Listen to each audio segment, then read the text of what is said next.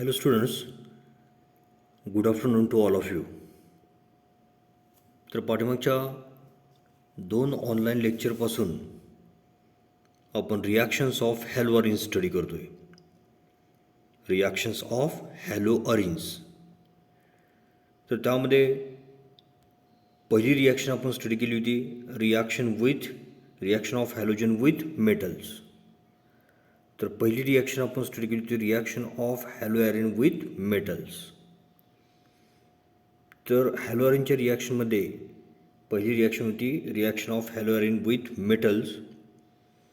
त्याच्यानंतर दुसरी रिॲक्शन आपण स्टडी केली आहे. That reaction was nucleophilic substitution reaction of haloarenes. तर दुसरी रिॲक्शन होती nucleophilic substitution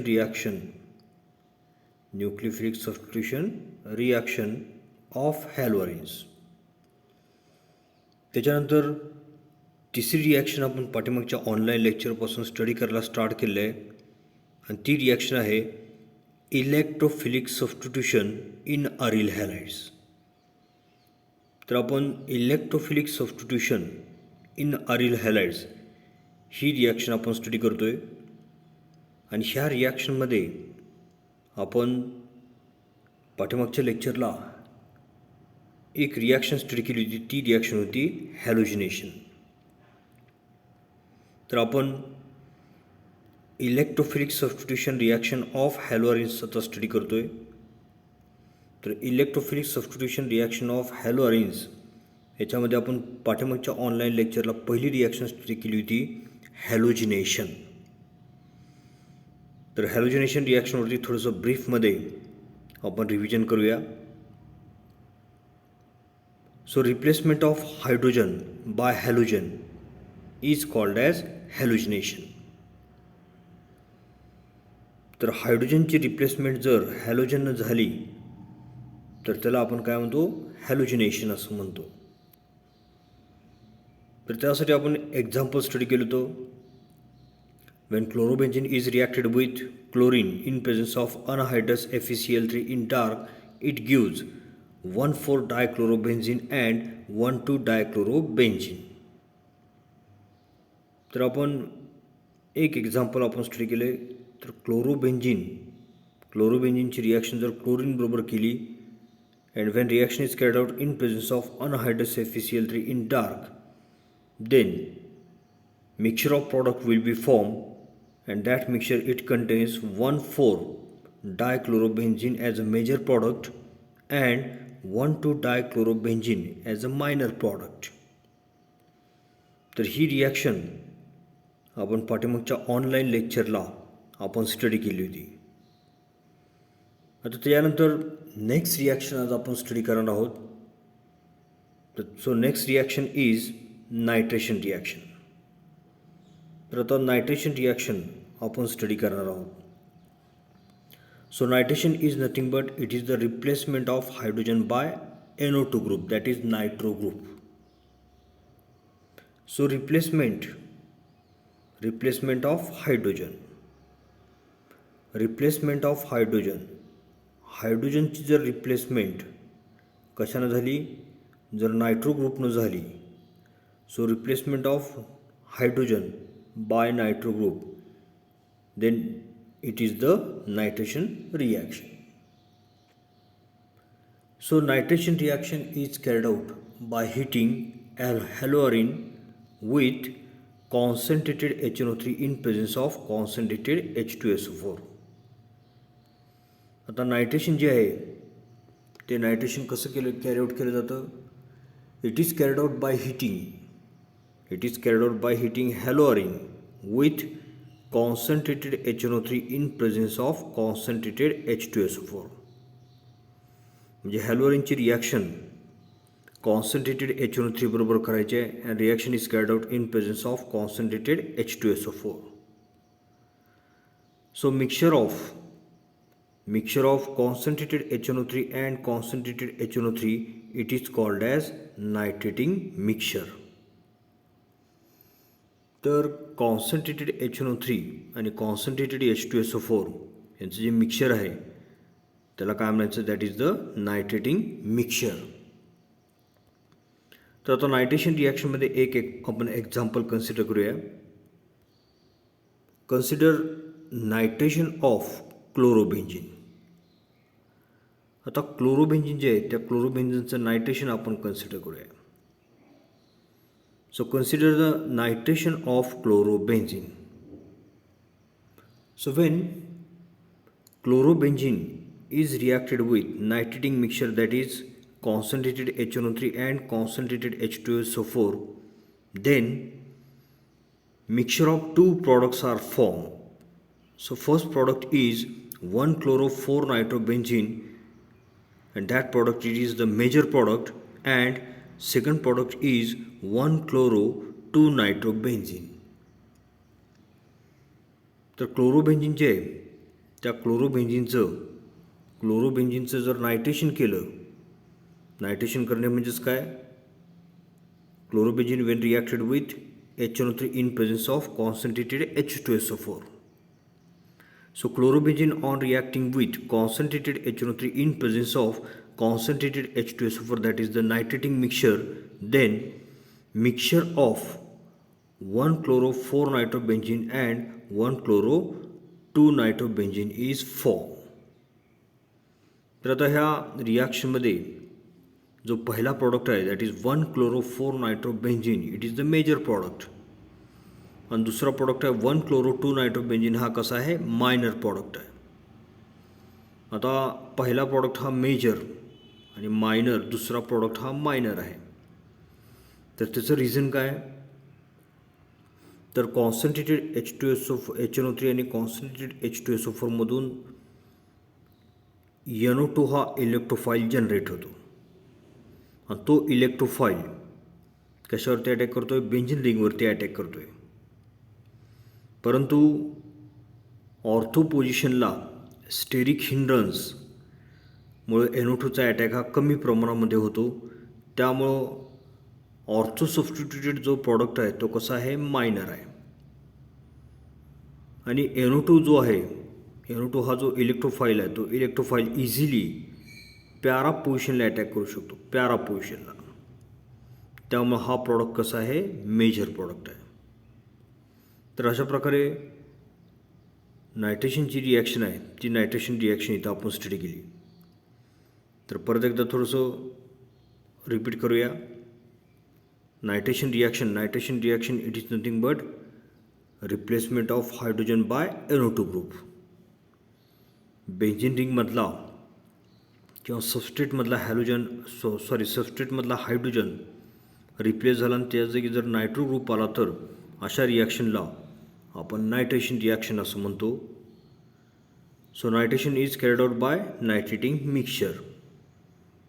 nitration carry out करायचं असेल तर नायट्रेटिंग मिक्सचरचा वापर आपल्याला करावा लागतो, किंवा नायट्रेटिंग मिक्सचर हे रिएजंट वापरावं लागतो. नायट्रेटिंग मिक्सचर म्हणजे काय, so nitrating mixture it is nothing but it is the mixture of concentrated HNO3 and concentrated H2SO4.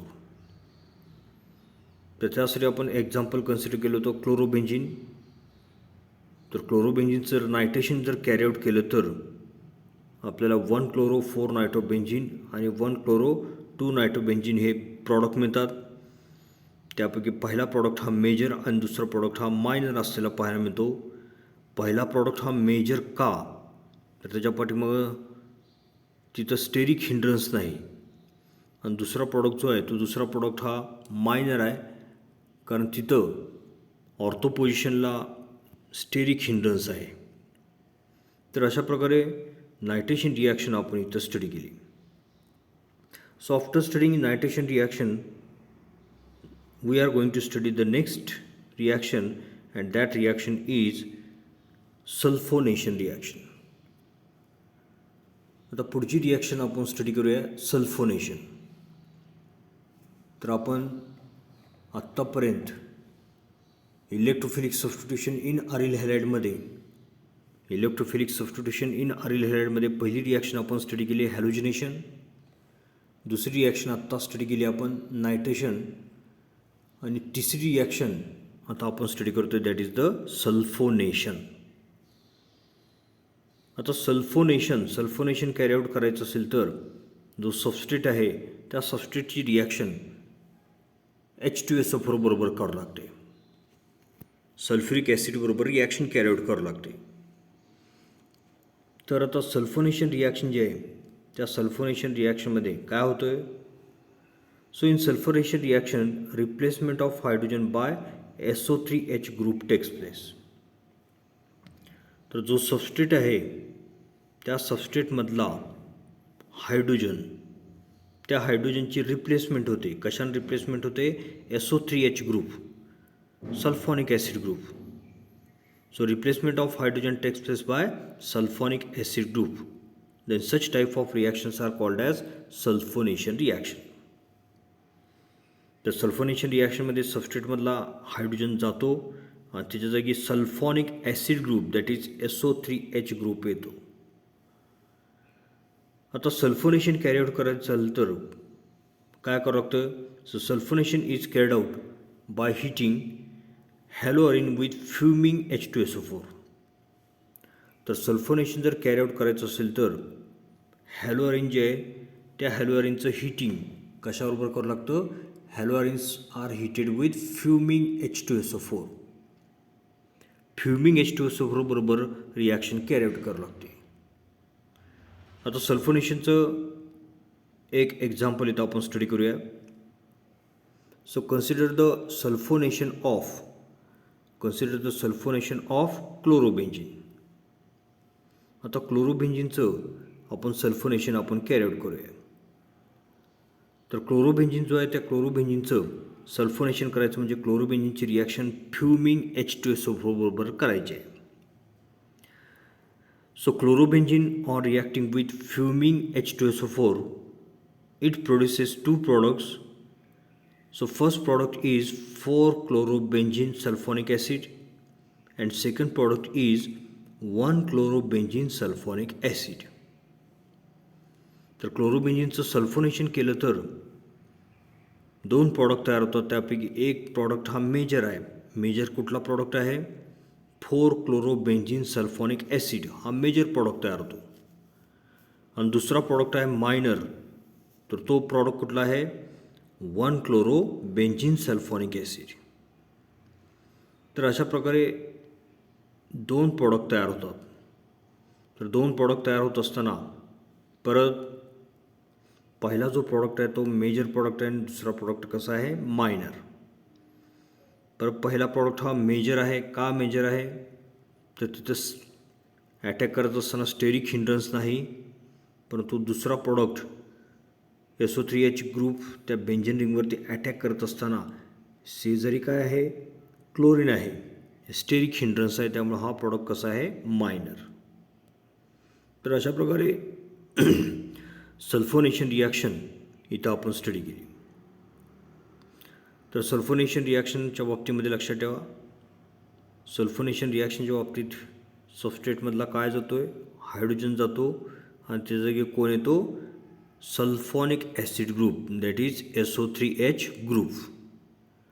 आणि सल्फोनेशन कॅरी आउट करायचं असेल तर आपल्याला काय करावं लागतं? We have to heat haloarene with fuming H2SO4.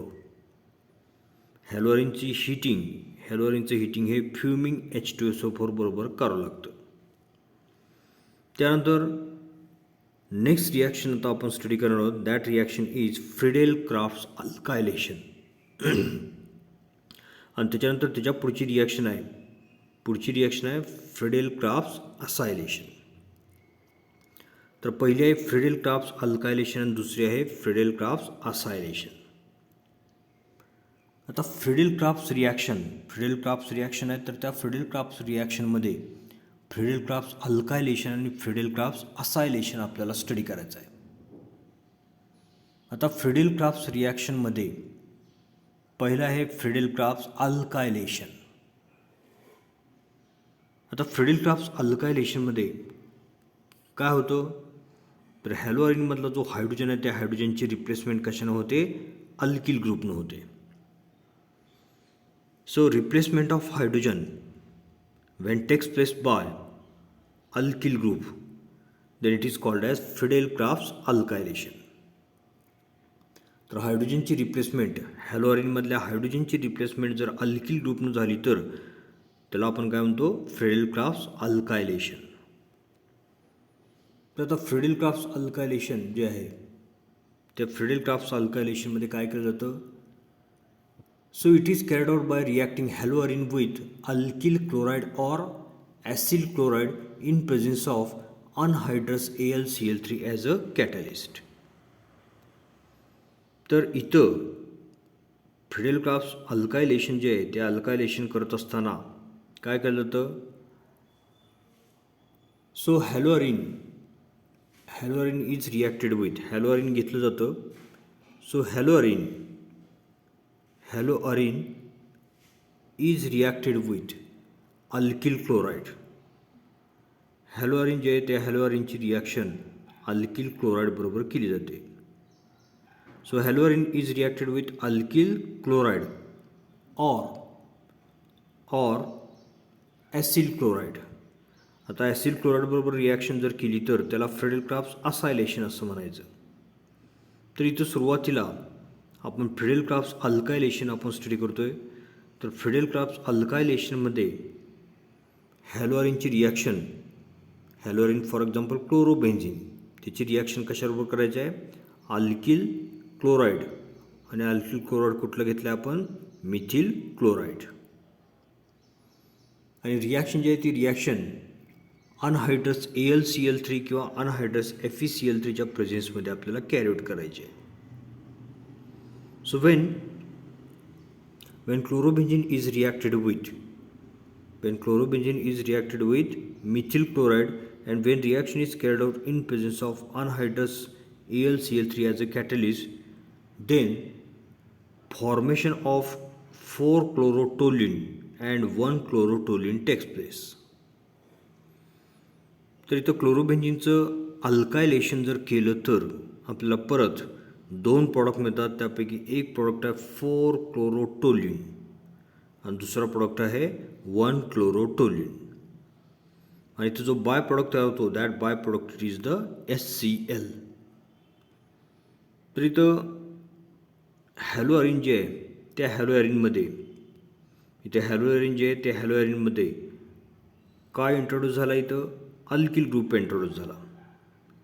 तर हॅलोअरिनमध्ये अल्किल ग्रुप इंट्रोड्यूस झाला त्यामुळं ह्या रिॲक्शनला काय म्हणायचं फ्रेडेल-क्राफ्ट्स अल्कायलेशन.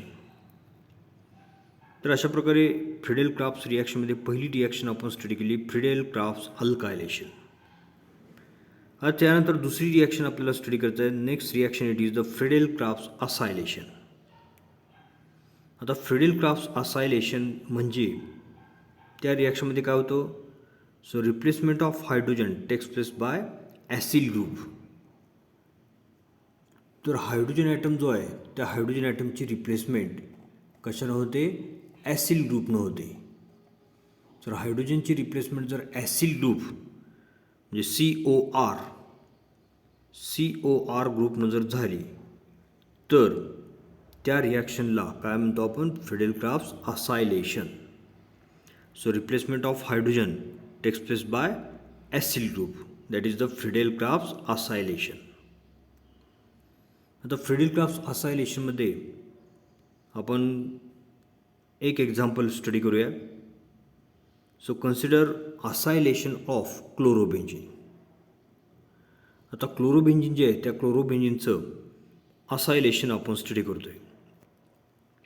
आता क्लोरोबेन्झिनचं असायलेशन करायचं म्हणजे असायलेटिंग एजंट बरोबर रिॲक्शन कॅरी आउट करावं लागेल.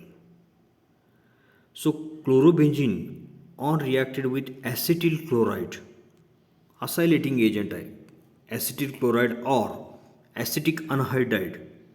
And when reaction is carried out in presence of anhydrous AlCl3 or FeCl3, it gives 4-chloroacetophenone and 1-chloroacetophenone. तर इथं 4-chloroacetophenone आणि 1-chloroacetophenone हे 2 प्रॉडक्ट तयार होतात. आता परत ह्या 2 प्रॉडक्टपैकी जो पॅरा प्रॉडक्ट आहे तो पॅरा प्रॉडक्ट हा कसा असणार आहे मेजर. तर रिॲक्शन जे आहे ती रिॲक्शन आपण जे एक्झाम्पल आपण कन्सिडर केले ते एक्झाम्पल कशा प्रकारचं आहे बघा. तर आपण क्लोरोबेन्झिन हे स्टार्टिंग मटेरियल घेतलं, त्या क्लोरोबेन्झिनचं काय केलं, असायलेशन कॅरी आउट केलं.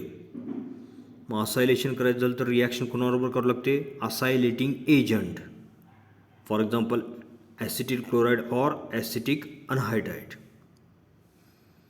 तर हॅलोअरिनचं असायलेशन कॅरी आउट करण्यासाठी आपण काय करतो आहे, ॲसिटिल क्लोराईड घेतो आहे किंवा ॲसिटिक अनहायड्राइड आपण वापरतो आहे.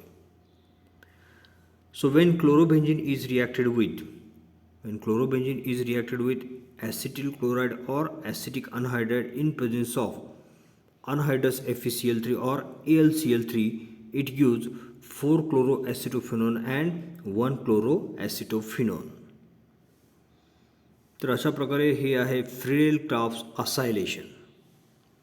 तर इथं बेन्झिन रिंग जे आहे तर त्या बेन्झिन रिंगमध्ये काय इंट्रोड्यूस झाला, ॲसिड ग्रुप इंट्रोड्यूस झाला. बेन्झिन रिंगमधला हायड्रोजन गेला आणि त्याच्या जागी काय आला, ॲसिड ग्रुप COR ग्रुप आला. त्यामुळे ह्या रिॲक्शनला काय म्हणतो आपण, Friedel Craft acylation. So here we completed these reactions. तर आपण हॅलोअरिन जे आहे त्या हॅलोअरिनच्या इलेक्ट्रोफिलिक सबस्टिट्यूशन रिॲक्शन आपण कंप्लीट केले आहेत. तर आपल्याला माहीत आहे हॅलोअरिन जे आहे ते हॅलोअरिन 3 प्रकारच्या रिॲक्शन दाखवते, हे आपण स्टडी केलं. तर रिॲक्शन्स ऑफ हॅलोअरिनमध्ये पहिली रिॲक्शन होती रिॲक्शन ऑफ हॅलोअरिन विथ मेटल्स. दुसरी रिॲक्शन होती न्यूक्लियोफिलिक सबस्टिट्यूशन ऑफ हॅलोअरिन्स. आणि तिसरी रिॲक्शन आहे, तिसरी रिॲक्शन जी आहे ती तिसरी रिॲक्शन कुठली आहे, so third reaction is electrophilic substitution in aryl halides. तर अशा प्रकारे इथं ह्या रिॲक्शन ज्या आहेत त्या रिॲक्शन आपण कंप्लीट केलेल्या आहेत. So here we finished electrophilic substitution in aryl halides. Then the next article in this topic is uses and environmental effects of some polyhalogen compounds. आता जे पॉलीहॅलोजन कंपाऊंड्स आहेत तर त्या पॉलीहॅलोजन कंपाऊंड्सचे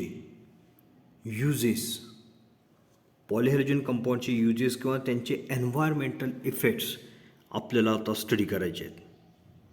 तर काही पॉलीहॅलोजन कंपाऊंड आपल्याला घ्यायचे आहेत आणि त्या पॉलीहॅलोजन कंपाऊंडचे यूजेस किंवा त्यांचे एन्व्हायरमेंटल इफेक्ट्स कशा प्रकारचे आहेत ते आपल्याला स्टडी करायचे आहेत. तर बोर्ड एक्झाममध्ये ह्याच्यावरती give uses and environmental effects of polyhalogen compound अशा प्रकारचा क्वेश्चन आपल्याला येऊ शकतो. 2 मार्कला बऱ्याचदा ह्याच्यावरती सुद्धा क्वेश्चन विचारलेला आहे. तर आपण आता uses and environmental effects of some polyhalogen compound आपण स्टडी करूया. तर आता पहिलं पॉलीहॅलोजन कंपाऊंड आहे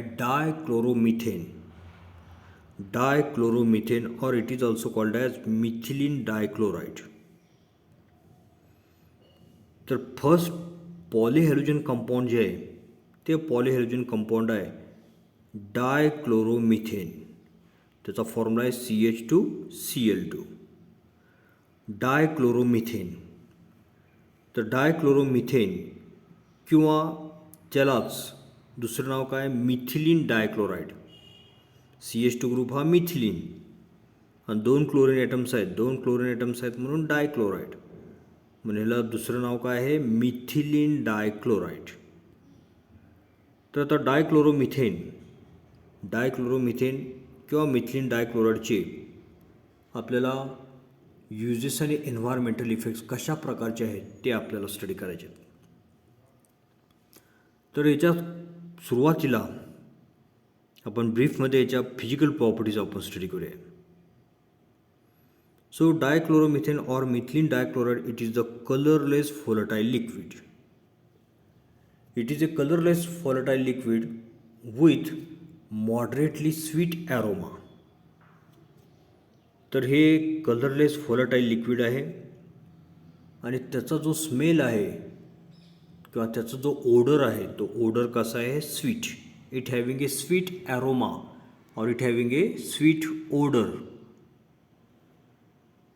आता ह्या डायक्लोरोमिथेनचे जे युजेस आहेत तर त्या युजेसमधला पहिला यूज आहे, so it is used as a solvent. हा जो डायक्लोरोमिथेन आहे तर त्या डायक्लोरोमिथेनचा बऱ्याचशा रिॲक्शनमध्ये सॉल्वंट म्हणून वापर केला जातो. So remember that it is used as a solvent. तर त्याचा सॉल्वंट म्हणून बऱ्याचशा रिॲक्शनमध्ये वापर केला जातो. त्यानंतर दुसरा यूज आहे, it is used as propellant in एअरसोल.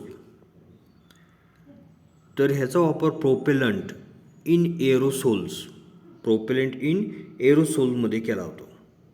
आता एरोसोल म्हणजे काय, तर थोडक्यात मराठीमध्ये आपण त्याला म्हणतो द्रव पदार्थाचा बारीक फवारा मारण्याचं भांडं. द्रव पदार्थाचा बारीक फवारा मारण्याचे भांडे किंवा त्याला आपण थोडक्यात कुपी म्हणूया. तर हा जो डायक्लोरोमिथेन आहे त्या डायक्लोरोमिथेनचा वापर कशासाठी केला जातो, it is used as a propellant in aerosol. तर अशा प्रकारे इथं आपण हे जे डायक्लोरोमिथेन आहे तर त्या डायक्लोरोमिथेन किंवा मिथिलीन डायक्लोराईडचा यूजेस स्टडी केले. पहिला यूज काय, it is used as a solvent. And second one it is used as a propellant in aerosols. आता ह्याचे आपल्याला एन्व्हायरमेंटल इफेक्ट स्टडी करायचे आहेत. So let study environmental effects of dichloromethane. आता पहिला जो एन्व्हायरमेंटल इफेक्ट आहे तो इफेक्ट कशा बघा, so over exposure causes dizziness. तर ह्याच्या सहवासात किंवा ह्याच्या कॉन्टॅक्टमध्ये जर बराच वेळ जर आपण राहिलो तर आपल्याला काय होतं, डिझिनस. तर डिझिनस म्हणजे चक्कर येणे, मराठीमध्ये आपण त्याला काय म्हणतो, चक्कर येणे. तर ह्या डायक्लोरोमिथेन किंवा मिथिलीन डायक्लोराईडला आपण ओव्हर एक्सपोज झालं किंवा जास्त काळ त्याच्या जर सानिध्यात राहिलो तर आपल्याला काय येऊ शकतं, सो इट कॉजेस डिझिनस म्हणजे आपल्याला चक्कर किंवा भोळ येऊ शकते. त्याच्यानंतर ओव्हर एक्सपोज जर झाली तर आपल्याला आणखीन एक दुसरं प्रॉब्लेम येऊ शकतो, दॅट इज फटीग. तर परत ओव्हर एक्सपोजर झालं तर त्याच्यामुळं फटीग किंवा थकवा, आपल्याला थकवासुद्धा येऊ शकतो. म्हणजे याच्या दीर्घकाळ सानिध्यात राहिलं तर डिझिनस म्हणजे चक्कर येते किंवा फटीग म्हणजे काय, थकवासुद्धा आल्यासारखं आपल्याला जाणवतो. किंवा त्याच्या पुढचा तिसरा एन्व्हायरमेंटल इफेक्ट आहे, इट कॉजेस नॉझिया. तर नॉसिया त्याला आपण मराठीमध्ये मळमळ म्हणतो.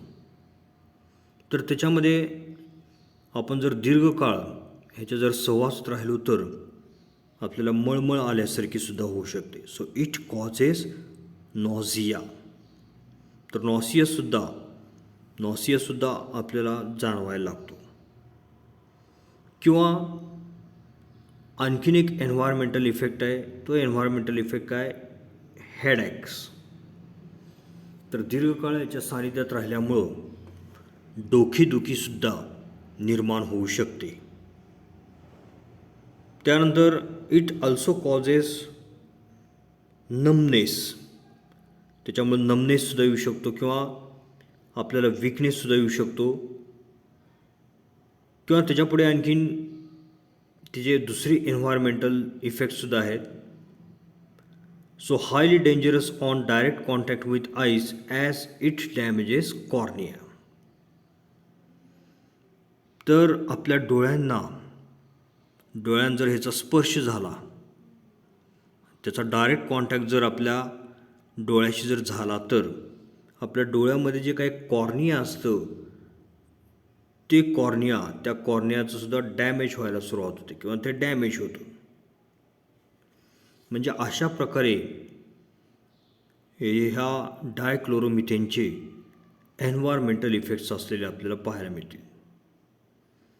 तर एन्व्हायरमेंटल इफेक्ट्स जे आहेत ते एन्व्हायरमेंटल इफेक्ट्स किंवा युजेस आपण इथं डायक्लोरोमिथेनची इथं आपण फिनिश केलेले आहेत. तर परत एकदा थोडंसं आपण जे आर्टिकल स्टडी करतो आहे ते आर्टिकल परत सुरुवातीपासून थोडीशी रिव्हिजन करूया. तर आपण ह्या टॉपिकमधलं लास्ट आर्टिकल स्टडी करतो आहे, uses and environmental effects of some polyhalogen compounds. तर uses and environmental effects of some polyhalogen कंपाऊंड्समध्ये आपण पहिलं पॉलीहॅलोजन कंपाऊंड घेतलेलं आहे डायक्लोरोमिथेन किंवा त्यालाच दुसरं नाव काय आहे, मिथिलीन डायक्लोराइड. डायक्लोरोमिथेन किंवा मिथिलीन डायक्लोराइड किंवा त्याचा मॉलिक्युलर फॉर्म्युला काय आहे, CH2Cl2. तर हे पॉलीहॅलोजन कंपाऊंड त्याचे युजेस आपण युजेस आणि एन्व्हायरमेंटल इफेक्ट्स आपल्याला स्टडी करायचे होते. तर हे जे डायक्लोरोमिथेन आहे तर ते डायक्लोरोमिथेन कशा प्रकारचं आहे, तर फिजिकल प्रॉपर्टीज थोड्याशा आपण सुरुवातीला स्टडी केल्या. So it is colourless, it is volatile liquid. Colourless आहे ते व्हॉलटाईल लिक्विड आहे किंवा त्याचा ओडर कसा आहे, sweet. It having a sweet odour or it having a pleasant odour. तर फिजिकल प्रॉपर्टीजमध्ये आपण स्टडी केलं तर dichloromethane or methylene dichloride, it is colorless liquid, it is volatile liquid and it having a sweet aroma. त्यानंतर आपण याचे uses study केले. तर बऱ्याचशा केमिकल रिॲक्शनमध्ये याचा सॉल्वंट म्हणून वापर केला होतो. So it is used as a solvent in various reaction. त्यानंतर नेक्स्ट यूज आपण स्टडी केला, that is propellant in aerosol. So it is used as a propellant in aerosols. तर ज्या काही द्रवपदार्थ फवारण्याचे जे बारीक भांडे असते किंवा जे काही कुपी असतात तर त्याच्यामध्ये याचा प्रोपेलंट म्हणून वापर केला जातो. त्याच्यानंतर ह्या डायक्लोरोमिथेन किंवा मिथिलीन डायक्लोराइडचे एन्व्हायरमेंटल इफेक्ट्स आपण स्टडी केले. तर परीक्षेमध्ये 2 मार्क्सला एन्व्हायरमेंटल इफेक्ट वरती क्वेश्चन आला, give environmental effects of dichloromethane किंवा मिथिलीन डायक्लोराइड असा क्वेश्चन आला तर आपल्याला कमीत कमी 4 एन्व्हायरमेंटल इफेक्ट्स आपल्याला लिहावे लागतात. तर इथं पहिला जो एन्व्हायरमेंटल इफेक्ट आपण स्टडी केला तर तो काय होता, तर ह्या डायक्लोरोमिथेन किंवा मिथिलीन डायक्लोराइडचं जर ओव्हर एक्सपोजर झालं, आपण दीर्घकाळ त्याच्या जर कॉन्टॅक्टमध्ये राहिला तर आपल्याला काय होऊ शकतो, इट कॉजेस डिझिनस. तर त्याच्यामुळे आपल्याला डिझिनस होतो किंवा त्यालाच आपण मराठीमध्ये म्हणतो चक्कर येणे. आपल्याला चक्कर किंवा भोळ येते. किंवा दुसरा एन्व्हायरमेंटल इफेक्ट काय, इट कॉजेस फटीग. याच्यामुळे आपल्याला थकवासुद्धा आलेला पाहायला मिळतो. किंवा तिसरा आहे it causes nausea. It causes nausea, तर आपल्याला मळमळल्यासारखं सुद्धा आपल्याला होऊ लागतं. म्हणजे याचं जर ओव्हर एक्सपोजर झालं तर डिझिनस, फटीग किंवा नॉसिया किंवा त्याच्यानंतर हेडॅकसुद्धा होऊ शकतो, डोकेदुखीसुद्धा निर्माण होऊ शकते किंवा नमनेस किंवा आपल्याला विकनेस आलेला आपल्याला पाहायला मिळतो. आणि जर डायरेक्ट कॉन्टॅक्ट जर आपल्या डोळ्याबरोबर आला तर आपल्या डोळ्यामध्ये जे काही कॉर्निया आहे त्या कॉर्नियालासुद्धा किंवा ते कॉर्नियासुद्धा डॅमेज होऊ शकतं. तर अशा प्रकारे इथं आपण जे वेगवेगळे एन्व्हायरमेंटल इफेक्ट्स या डायक्लोरोमिथेन किंवा मिथिलीन डायक्लोराइडचे आपण स्टडी केले. तर याच्यानंतरचे जे कंपाऊंड आहे त्या कंपाऊंडचे एन्व्हायरमेंटल इफेक्ट्स किंवा युजेस आपण नेक्स्ट लेक्चरला आपण स्टडी करूया. तर आजच्या लेक्चरला आपण ज्या काही थर्ड टाईपच्या रिॲक्शन आपण हॅलोअरिनच्या स्टडी केल्या, त्यामध्ये थर्ड टाईप कुठला होता? Electrophilic substitution in aryl halide. त्याच्यामधली पहिली रिॲक्शन आपण कालच्या किंवा पाठीमागच्या ऑनलाईन लेक्चरला स्टडी केली होती, हॅलोजिनेशन. आज आपण पहिली रिॲक्शन आपण स्टडी केली होती नायट्रेशन रिॲक्शन. तर नायट्रेशन रिॲक्शन जे आहे ती नायट्रेशन रिॲक्शनमध्ये काय होत असतं, तर जे हॅलोअरिन आहे त्या हॅलोअरिनमधला हायड्रोजनची रिप्लेसमेंट कशानं होते? नायट्रो ग्रुपनं होते. त्यानंतर त्याच्या पुढची रिॲक्शन आपण स्टडी केली होती, that is the sulphonation reaction. तर सल्फोनेशन रिॲक्शन जे आहे त्या सल्फोनेशन रिॲक्शनमध्ये हायड्रोजनची रिप्लेसमेंट कशानं होते? सल्फॉनिक ॲसिड ग्रुपनं होते. तर अशी सल्फोनेशन रिॲक्शनसुद्धा आपण स्टडी केली. त्याच्यानंतर दोन रिॲक्शन आपण स्टडी केल्या किंवा फ्रिडेल क्राफ्ट्स रिॲक्शन स्टडी केली. आणि त्या फ्रिडेल क्राफ्ट्स रिॲक्शनमध्ये फ्रिडेल क्राफ्ट्स अल्कायलेशन आणि फ्रिडेल क्राफ्ट्स असायलेशन आपण स्टडी केलं. आता फ्रिडेल क्राफ्ट्स अल्कायलेशन, तर फ्रिडेल क्राफ्ट्स अल्कायलेशनमध्ये काय होतं, तर हॅलोअरिन जे आहे त्या हॅलोअरिनमधला हायड्रोजनची रिप्लेसमेंट कशानं होते? अल्किल ग्रुपनं होते. आणि फ्रिडेल क्राफ्ट्स असायलेशनमध्ये हॅलोअरिनमधला हायड्रोजनची रिप्लेसमेंट कशानं होते? ॲसिल ग्रुपनं होते. तर अशा प्रकारे फ्रिडेल क्राफ्ट्स अल्कायलेशन आणि फ्रिडेल क्राफ्ट्स असायलेशन ह्या रिॲक्शन स्टडी केल्यानंतर आपण पुढचं आर्टिकल स्टडी करायला स्टार्ट केलेलं आहे, that is uses and environmental effects of some polyhalogen compounds. तर काही पॉलिहॅलोजन कंपाऊंडचे युजेस किंवा त्यांचे एन्व्हायरमेंटल इफेक्ट्स हे कशा प्रकारचे आहेत ते आपण स्टडी करायला स्टार्ट केलं आहे. त्यातला पहिला पॉलिहॅलोजन कंपाऊंड आपण स्टडी केला, that is dichloromethane or methylene dichloride. So today we are going to stop here. Thank you.